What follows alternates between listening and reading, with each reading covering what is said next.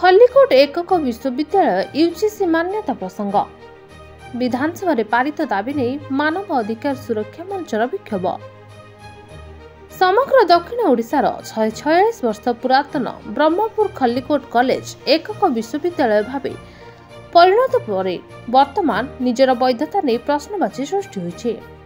2021 August पहिलारू एकक विश्वविद्यालय भावे नामकरण सत्वे यूजीसी मान्यता पाई नहीं, जहा फल एठार पास करथिबा छात्र छात्री सर्टिफिकेट वैधता नहीं सन्देह सृष्टि होइछि और छात्र छात्री भविष्यत अंधकार आड़क ठेली हेबार संकट देखा देछि।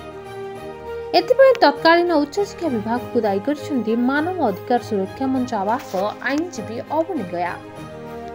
केवल बाहवा देखाइबाकु जाई कॉलेज रु क्लस्टर विश्वविद्यालय और पर 2021 रे एकक विश्वविद्यालय भली नामकरण हला, किंतु प्रकृत नियम प्रकार यह कार्यकारी करागला नहीं। केवल उच्च शिक्षा विभाग रे गेजेट पास करी विश्वविद्यालय होगला बोली प्रचार करागला, किंतु नियम प्रकार विश्वविद्यालय सिंडिकेट और एकाडेमिक काउंसिल गठन करबा और यह परे यहाको ओडिशा विधानसभा रे विश्वविद्यालय भावे अनुमोदन पाई पालित करबा कथा को दृष्टि दियागला नहीं।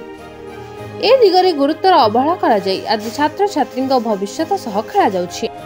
पूर्वतन कुलपति माने मध्य एथिपई समान परिमाण में दायी बोली श्री गया अभियोग करछन्ति। वर्तमान ओडिशा विधानसभा अधिवेशन रे खल्लीकोट विश्वविद्यालय को अनुमोदन पारित करबा दाबी नहीं आज मंच पक्षरु मुख्यमंत्री श्री मोहन चरण माझी को उद्देश्य रे जिलापाल श्री दिव्यज्योति परिडा को दाबी पत्र प्रदान करछि। आज मंच सभापति गगन चंद्र मल्लिक, संपादक सुभाष चंद्र मिश्र, सुरेंद्रनाथ पंडा, अलकनाथ मिश्र, प्रफुल्ल कुमार जेना, विजय कुमार पाढ़ी, जयकृष्ण नायक, मनोज कुमार तराई, ऋतुपूर्ण प्रधान, पूर्णचंद्र महाराणा, रमेश प्रसाद दास, आदित्य नारायण रथ, श्याम सुंदर खाड़ंगा, बीरेन कुमार बेहेरा, प्रशांत कुमार पंडा, कविराज सेठी, साल्ला केशव लिंगम प्रमुख दाबीपत्र प्रदान बेले उपस्थित थे।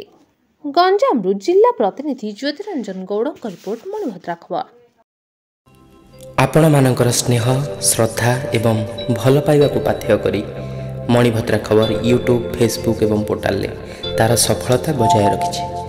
यहाको आहुरी लोकप्रिय करने को ई पेपर रो शुभारंभ मध्य करा जायछि। आमको यही भली प्रेरणा एवं सहयोग जोगाइबा सहित लाइक शेयर एवं सब्सक्राइब करंतु। मणिभद्रा खबर संपर्क जनतार।